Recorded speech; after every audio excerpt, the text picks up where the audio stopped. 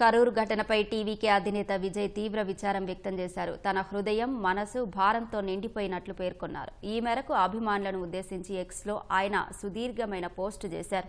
ప్రియమైన వారిని కోల్పోయిన తీవ్రమైన బాధలో తన హృదయం భరించే నొప్పిని వ్యక్తపరచడానికి మాటలు సరిపోవడం లేదని తెలిపారు. తన కళ్ళు, మనస్సు దుఃఖంతో మసకబారాయని చెప్పారు.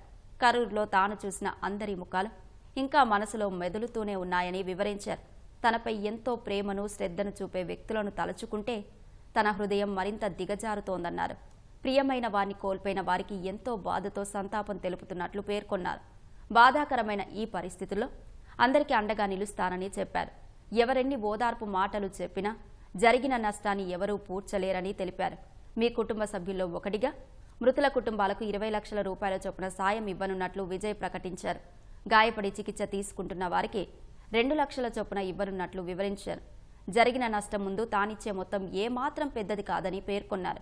తొక్కిసలాట ఘటనలో గాయపడి ఆసుపత్రిలో చికిత్స పొందుతున్న వారు త్వరగా కోలుకొని ఇళ్లకు చేరుకోవాలని ప్రార్థిస్తున్నట్లు విజయ్ చెప్పారు.